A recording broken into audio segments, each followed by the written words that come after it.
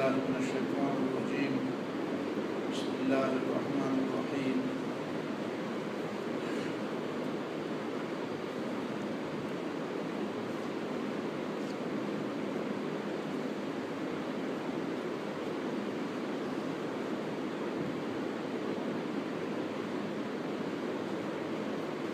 وإلى مدين أخاهم شعيبا قال يا قوم اعبدوا الله ما لكم من إله غيره ولا تنقصوا المكيال والميزان إني أراكم بخير وإني أخاف عليكم عذاب يوم محيط ويا قوم أوفوا المكيال والميزان بالقسط ولا تبخسوا الناس أشياءهم ولا تعثوا في الأرض مفسدين صدق الله العظيم. یہ سورہ ہود چند آیات ہیں.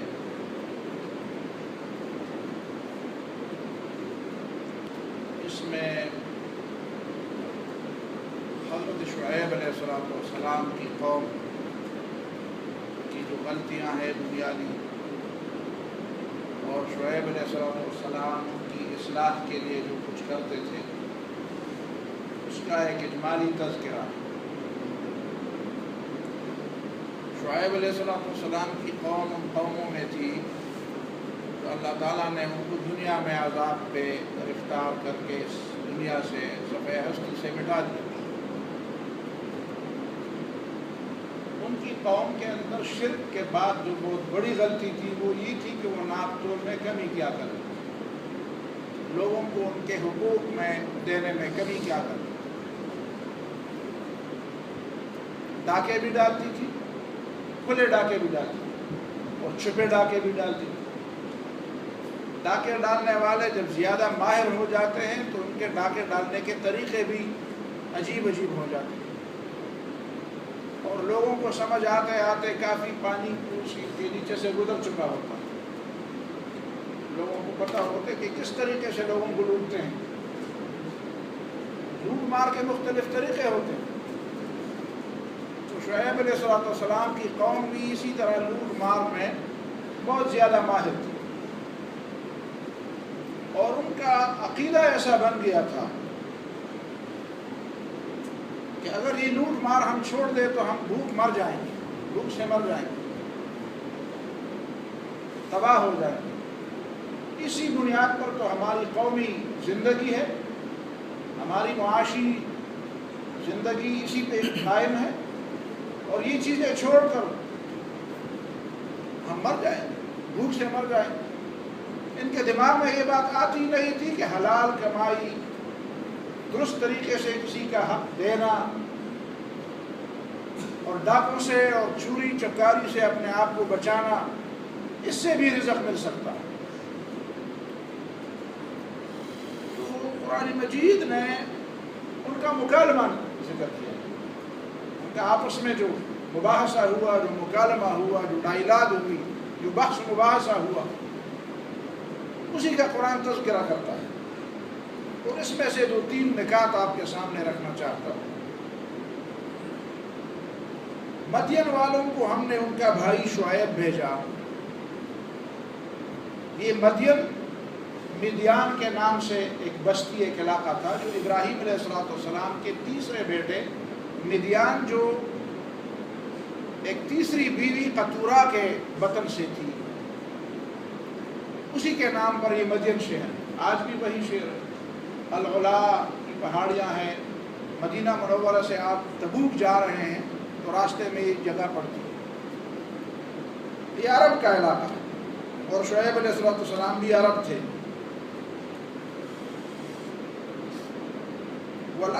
یا قوم اعبدوا اللہ ما لکم من الہ غیرہ. پہلے تو توحید کی دعوت دی کہ میری قوم اللہ کی بندگی کرو، اس لیے کہ اللہ کے علاوہ تو کوئی خدا ہے نہیں. دوسری بات فوراً یہ فرمائی وَلَا تَنْقُصُوا الْمِكْيَالَ وَالْمِيزَانَ، اور ناپ تول میں کمی نہ کرو. اِنِّي أَرَاكُمْ بِخَيْرٍ، آج تمہاری حالت میں بہتر دیکھ رہا ہوں. ان کا علاقہ ایسا تھا کہ ایک چوراہا تھا. شام، مصر، یمن اور باقی دوسرے علاقوں پہ جاتے تھے لوگ تو بالکل یہ بستی درمیان میں پڑتی تھی.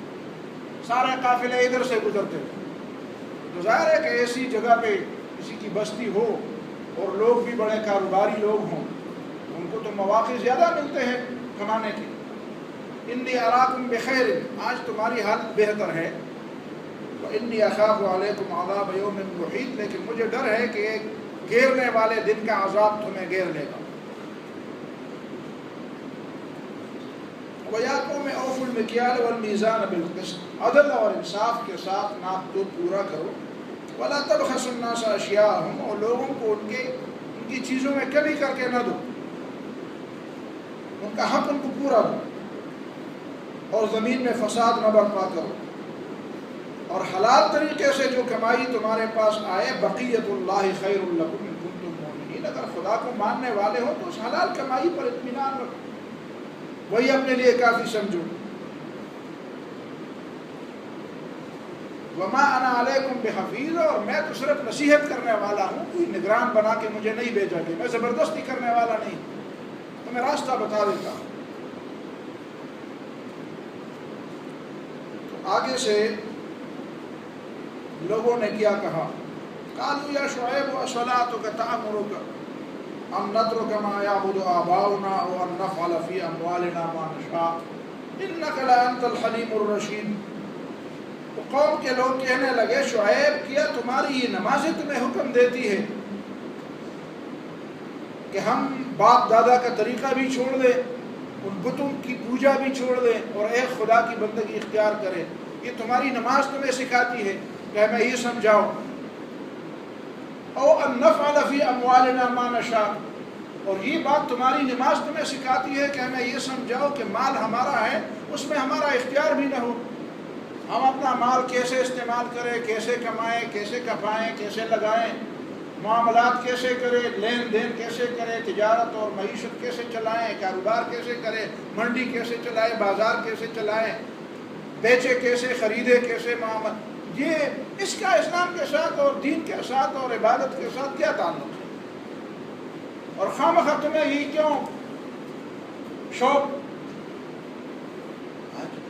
کہ خواہ لوگوں کے معاملات میں دخل اندازی کر دو، اس طریقے سے کماؤ اور اس طریقے سے نہ کماؤ، اس طریقے سے مال حاصل کرو، اس طریقے سے نہ حاصل کرو۔ انک لانت الحلیم الرشید، بڑا ہوشیار آدمی ہو اور لیکن کام نعوذ باللہ ہوشیار کے نہیں کر رہے، یہ تنزن کہتے ہیں۔ ہوشیار آدمی ہو، لوگوں کے کام میں دخل دیتے ہو، خواہ لوگوں کے کاموں میں ٹانگ اڑاتے ہو، اپنے کام سے کام رکھو۔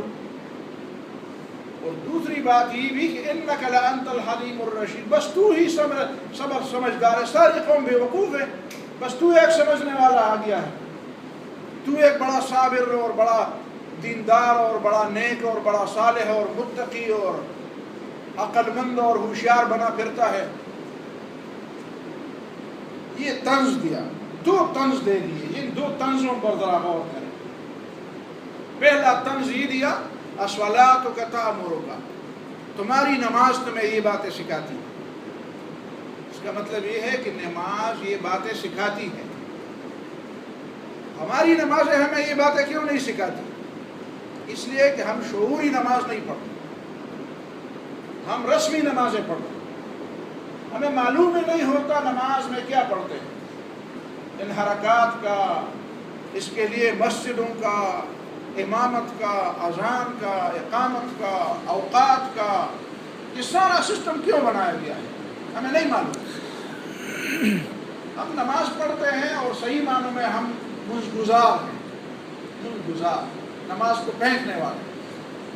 ہم مسجدوں کو میں نمازوں کو پھینکتے ہیں اور چپل جھاڑ کر واپس جاتے ہیں، ہمیں نہیں معلوم ہوتا کہ نماز میں کیا تھا، کیا پڑھا تھا، کیا سنا تھا، کیا کیا تھا، کیا اقرار کیا تھا۔ لیکن وہ 3000 ساڑھے 3000 سال پہلے والی قوم وہ سمجھتی ہی نہیں، مانتی تھی قرآن کو، سنت کو، پیغمبر کو نہیں مانتی، لیکن یہ جانتی تھی کہ یہ نماز کوئی خطرناک چیز ہے، یہ نماز ایسی چیز ہے جو انسان کے سارے معاملات میں دخل دینے والی چیز ہے، اس پورے انسانی زندگی کے پورے نظام کو بالکل ایک نیا رنگ دینے والی چیز ہے۔ یہ ایسی چیز نہیں ہے کہ مسجد کو پڑھنا اور نہ پڑھنا برابر، والے بھی ویسے ہوں جس طرح نہ پڑھنے والے. پڑھنے والوں کی زندگی بھی ایسی ہوتی ہے جس طرح نہ پڑھنے والوں کی زندگی. وہ سمجھتے نہیں ایسی بات نہیں ہے. یہ آدمی جو نماز پڑھتا ہے ساری خرابی نعوذ باللہ اس کی اس نماز کے اندر ہے کہ ہمارے کام میں مداخلت کرتا ہے اور ہمیں سمجھاتے ہیں کہ اس طرح کماؤ اور اس طرح نہ کماؤ. آگے سے جو حضرت شعیب علیہ السلام ان کو جواب دیتے ہیں اس وہ جواب جذبات سے خالی ہے جو ہم جیسے لوگوں کا جواب ہوتا ہے. پیغمبر ہے کوئی عام انسان تو نہیں. وہ کہتے ہیں یا قوم ارأیتم ان کنت علی بینۃ من ربی، میری قوم تمہیں پتہ ہے کہ میں نبوت سے پہلے بھی ان گندگیوں سے پاک تھا جو تم جن چیزوں میں مبتلا ہو. پہلے سے میری عقل درست تھی، میرا دل اور فطرت میری سلیم تھی اور میں پہلے بھی ان باتوں کا قائل تھا، لیکن میں نے زبان نہیں چلائی اس لیے کہ اللہ تعالیٰ نے حکم نہیں دیا تھا. میں نے زبان سے کچھ نہیں کہا. زبان سے تب میں نے کچھ کہنا شروع کر دیا جب اللہ نے پیغمبر بنا دی، ورنہ میں ان باتوں کا پہلے سے قائل تھا. تم مجھے یہ تانا نہیں دے سکتے ہو کہ پیغمبری سے پہلے بھی تو ہم جیسے تھے. نہیں، میں تم جیسا نہیں تھا. ان کنت علی بینۃ من ربی، پہلے سے میری عقل اور میری فطرت سلیم تھی. میں شرک سے بھی بیزار تھا اور میں اس طرح کی غلطیوں اور اس طرح کی چوری چکاری اور لوٹ کسوٹ سے بھی میں بیزار تھا. میری زندگی میں ایسی کوئی بات نہیں. وَرَزَقَنِي مِنْهُ رِزْقًا حَسَنًا، اللہ تعالیٰ نے مجھے 2 قسم کا رزق بھی دیا. ایک مجھے نبوت دی گئی. اب نبوت کے بعد میں آپ کے سامنے بول رہا ہوں اور ان خرابیوں اور برائیوں سے آپ کو منع کر رہا ہوں جو میں پہلے سمجھتا تھا کہ یہ ہے خرابیاں. لیکن دوسری بات یہ ہے کہ تم یہ سمجھتے ہو کہ ہم یہ چوری چکاری اور یہ گھپلے اور یہ لوٹ کسوٹ اور یہ ڈاکے ڈالنے چھوڑ دیں گے، یہ سودخواری چھوڑ دیں گے تو بھوک سے مر جائیں گے. لیکن وَرَزَقَنِي مِنْهُ رِزْقًا حَسَنًا، تم دیکھ رہے ہو کہ میں بھی کاروبار کر رہا ہوں، میں بھی اپنے بچوں کے لیے کماتا ہوں، میں بھی اسی بازار میں خرید و فروخت کر رہا ہوں، میں بھی کاروبار کر رہا ہوں، میں بھی کماتا بھی ہوں. ایسا راج نہیں ہے کہ میرا آسمان سے پکی پکائی روٹی میرے اوپر آتی میرے لیے، ایسا نہیں ہوتا. میں بھی تمہاری طرح خرید و فروخت بھی کر رہا ہوں، انہی بازاروں میں گھومتا بھی ہوں اور پھر بھی اللہ تعالیٰ مجھے رزق حسن بھی دے رہا ہے. وَرَزَقَنِي مِنْهُ رِزْقًا حَسَنًا. اب تم یہ سمجھتے ہو کہ میں تمہیں روک کر اس پورے بازار پر قبضہ کرنا چاہتا ہوں، تو ایسی بات نہیں. وَمَا أُرِيدُ أَنْ أُخَالِفَكُمْ إِلَىٰ مَا أَنْهَاكُمْ عَنْهُ. ایسی بات تو نہیں ہے، ایسا الزام تم مجھے نہیں دے سکتے ہو کہ میں تمہیں چوری چکاری سے تو منع کر رہا ہوں اور خود چوری چکاری کے لیے پورے میدان پر قبضہ کرنا چاہتا ہوں. جس چیز سے تمہیں منع کر رہا ہوں اس سے خود بھی میں منع. ان اريد الا الاصلاح ما استطعت، میں تو اصلاح چاہتا ہوں اپنی توفیق اور اپنی استطاعت کے مطابق. اپنی توفیق اور استطاعت کے مطابق اصلاح چاہنے کا مطلب کیا ہے؟ ان آیات میں غور کرنے سے پتہ چلتا ہے کہ ایک تو زبان سے بھی اصلاح کی کوشش کی جاتی ہے، ایک عمل سے بھی اصلاح کی کوشش کی جاتی ہے. اس پورے بازار میں ہر دکاندار لوٹ کسوٹ اور چوری چکاری کا بندہ بن گیا. وہاں پہ ایک آدمی ہے جو درست طریقے سے تولتا بھی ہے، ناپتا بھی ہے، جو درست طریقے سے بیچتا بھی ہے، خریدتا بھی ہے، جو نہ دھوکہ دیتا ہے نہ جھوٹ بولتا ہے نہ جھوٹی قسمیں کھاتا ہے. اس نے اپنے عمل سے ثابت کیا کہ تم کیسے کہتے ہو کہ یہ چیزیں چھوڑ کر ہمارے رزق کے دروازے بند ہو جائیں گے. دیکھو میں بھی وہی کر رہا ہوں جو بول رہا ہوں، جو کہہ رہا ہوں، اور میں اس پہ عمل بھی کر رہا ہوں اور مجھے تو بھی روزی مل رہی ہے. اس کا مطلب یہ ہے کہ اپنی اصلاح اور اپنے بس کے مطابق صرف گن و شکو سے کام نہیں. یہ گن و شکو ہماری عادت بن گیا. ہم سارے بس وہ میراثی بوڑھیا بن گئے یا شیعہ بوڑھے بن گئے ہیں. وہ شیعہ بوڑھیا جو ہوتی ہے نا، وہ محرم میں جمع کر کے بس روتے ہیں، امام حسین کو روتے ہیں. بس ہم بھی وہی بن گئے. ہر شخص رو رہا ہے کہ بس برباد ہے، بازار برباد ہے، لوگ برباد ہے، جھوٹے ہیں، دھوکہ باز ہے، غدار ہے، فلان ہے، ظلم ہے، فساد ہے. بھائی اپنے حصے کا کام تم نے کر دیا ہے. ایک دو دن پہلے مجھے ایک مولوی صاحب تقریر کا کچھ تھوڑا سا حصہ، بہت بہترین بات اس اللہ کے بندے نے کی، اللہ تعالیٰ اسے مزید توفیق دے جو کوئی بھی ہے. اس میں مثال دی ہے کہ جاپان میں کوئی آدمی گیا تھا، وہ جانتا ہوگا اس کو، تو کہتا ہے کہ ڈرائیور ٹیکسی ڈرائیور کے ساتھ میں بیٹھ گیا، فلان جگہ پہ جانا ہے، تو تھوڑی دیر چل کر آگے اس نے میٹر کو بند کر دیا، تو 2.5 کلومیٹر بعد اس نے خود میٹر دوبارہ کھول دیا. کہتے ہیں میرے جو میزبان تھے وہاں پہنچ کر میں نے ان سے پوچھا کہ اس ڈرائیور سے پوچھو، مجھے زبان نہیں آتی، اس سے پوچھو کہ اس نے درمیان میں یہ 2.5 کلومیٹر یہ میٹر بند کیوں کیا، میں تو اس کو پیسے پورے دینے والا تھا. تو کہتے ہیں کہ وہ ٹیکسی ڈرائیور نے جواب دیا کہ اصل میں راستہ خطا کیا ہوا تھا، میرا راستہ غلط کیا ہوا تھا، مجھے جہاں سیدھے راستے سے جانا تھا میں غلطی سے کسی دوسرے راستے مڑ گیا. اب جو 2.5 کلومیٹر فاصلہ میں نے طے کیا اور میٹر چل رہا ہے تمہارے پیچھے، اب ظاہر ہے کہ میں نے اپنی غلطی کے پیسے تم سے تو نہیں لینے ہیں، وہ غلطی تو میری ہے، اب میں اپنی غلطی کے پیسے تم سے کیسے وصول کروں، اس لیے میں نے 2.5 کلومیٹر اس کو بند رکھا جب تک میں سیدھے راستے پر نہیں آیا. اب وہ مولوی صاحب تو بڑا غصہ ہو گیا ہے، کہتے ہیں یار اس نے چلا تو نہیں لگایا تھا، اس نے داڑھی تو نہیں رکھی تھی، اس نے یہ تو نہیں پڑھا تھا، اس نے نمازیں تو پھر بھی تھا ایماندار. میں کہتا ہوں یہ ایمانداری کا لفظ بھی ذرا معلوم ہونا چاہیے. یہ ایمانداری کیسے؟ وہ قومی ایمانداری تھی، اس ایمانداری کے بدلے اللہ تعالیٰ کچھ بھی نہیں دیتا. وہ قومی ایمانداری ان لوگوں میں کیسے آ گئی؟ ویسے آ گئی بھئی کوئی تو تھا نا جس نے کسی کو سمجھا، کوئی ادارہ تھا، کوئی مدرسہ تھا، کوئی اسکول تھا، کوئی کالج تھا، کوئی یونیورسٹی تھی، کوئی تعلیمی درسگاہ تھی جہاں پہ ان کو سمجھایا گیا. اور صرف زبان سے نہیں سمجھایا گیا، کچھ لوگ تھے جو سمجھاتے تھے اس پہ عمل بھی کرتے تھے، اور ان کو سمجھایا گیا کہ تمہارا قومی فریضہ ہے لوگوں کے جیبوں پہ ڈاکے مت ڈالو، اور جنہوں نے سمجھایا انہیں ڈاکے نہ ڈالیں. کیا ہمارے ہاں ایسا کوئی نظام ہے کہ ہمارے ہاں استاد ایسے سمجھاتے ہیں اور سمجھاتے ہیں تو پھر عمل بھی اس طرح کرتے ہیں؟ جو لوگ زیادہ چیخیں مارتے ہیں کہ نظام کو ٹھیک کریں گے، بھئی اللہ کے بندے پر نمونہ پیش کرو. تقریر کرتے ہیں تو تقریر کرنے والے تو بہت ہیں، تقریر کرنے والوں کی تو کمی نہیں ہے مسلمانوں کے اندر، کردار پیش کرنے والوں کی کمی، سمجھانے والوں کی کمی، نہ لوگوں کی تعلیم اسلام کے مطابق ہے نہ ان کی تربیت اسلام کے مطابق ہے.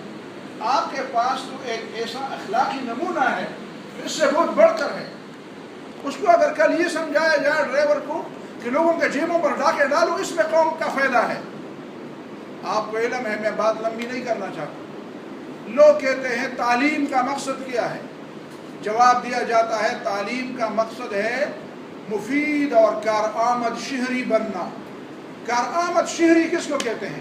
کارآمد امریکی جو باقی ساری دنیا پر ڈاکے ڈالے اور امریکیوں کے جیب بھر دے، وہ کارآمد امریکی ہے. کارآمد روسی وہی ہے جو سارے دنیا پر ڈاکے ڈالے اور روسیوں کے جیب بھر دے، روسیوں کے خزانے بھر دے. تو کیا تعلیم کا مقصد قومی ڈاکو تیار کرنے ہیں؟ اس کے بدلے اس کو میں ایمانداری نہیں کہتا. اس کو اگر کل یہ سمجھایا جائے کہ جاپان غریب ہو رہا ہے، لوگوں کے جیبوں پر ڈاکے ڈالو اور میٹر کو مزید تیز چلاؤ، اور 10 روپے اور 10 تومن اور 10 روبل بنتے ہیں تو $50 بناؤ، پھر وہ یہی کرے گا، کہتے کہ میری قومی فریضہ ہے، میرا قومی فریضہ ہے، میری قوم کی یہ ضرورت ہے. وہ ایمانداری ہے جس کا بہت لمبا آخری حد تک آپ کا سر بھی جائے، آپ کو کوئی فائدہ نظر بھی نہ آئے، اور آپ خدا کے لیے وہ ایمانداری اختیار کریں. سچ بولیں، قوم کے لیے نہ بولیں، جیب کے لیے نہ بولیں، وقتی پالیسی کے طور پر نہ بولیں، خدا کے لیے بولیں. حق دے لوگوں کا، اس بنیاد پر نہ دے کہ میری قوم بڑی قوم بڑھے اور لوگ ہماری قوم کی تعریفیں کریں اور ہمارا ملک بڑا ملک. نہیں، یہ چیزیں چھوٹی چھوٹی چیزیں ہیں، یہ کل تبدیل بھی ہو سکتی ہیں. کل سچ جھوٹ بن سکتا ہے، جھوٹ سچ بن سکتا ہے، کل تعلیم الٹ بھی جاتی ہے. لیکن وہ تعلیم اصل میں تعلیم ایمانداری، وہ ایمانداری ہے. کاش لوگ اس طرح کی باتوں کو سمجھائیں، بجائے اس کے کہ ادھر سے مثال آئے اور لوگ یعنی ایسے انداز سے وہ مثال پیش کر رہا تھا اللہ کا بندہ کہ لوگوں کے دماغ میں آیا کہ بس واقعی یہ ساری نمازیں، یہ داڑیاں، یہ قلبی شلوار، یہ نمازیں، یہ تسبیحات، یہ روزے اور یہ حج، یہ سب بیکار ہیں۔ صحیح کام وہی ہے جو جاپانی کرتے ہیں۔ وہ ٹیکسی ڈرائیور نے جو وہ اصل میں ایماندار ہے، آپ ایماندار نہیں ہیں۔ خدا کے لیے یہ پیغام نہ دو لوگوں کو، خدا کے لیے اسلام کو سمجھو اور اسلام کا پیغام لوگوں کو دو۔ آدم اسمتھ کی بات چھوڑ دو، شعیب علیہ السلام بابا معاشیات ہیں، رسول اللہ صلی اللہ علیہ وسلم کی بات سمجھاؤ، قرآن کی بات سمجھاؤ۔ اب تو پتہ نہیں ہمارے ہاں ہوئے اور طریقے آ گئے ہیں، فلان کے معاشی افکار کیا ہیں، فلان کے معاشی بھائی قرآن کے معاشی افکار کو سمجھو، تمہیں فلان اور فلان کے معاشی افکار سمجھنے کی ضرورت نہیں پڑے گی اور تمہیں دوسروں سے مثالیں دینے کی ضرورت نہیں پڑے گی۔ اگر میں بات کو سمجھا چکا ہوں تو یہ بہت بڑی بات ہوگی میرے لیے بھی، آپ کے لیے بھی۔ اقول قولی ھذا واستغفر اللہ لی ولکم ولسائر المسلمین۔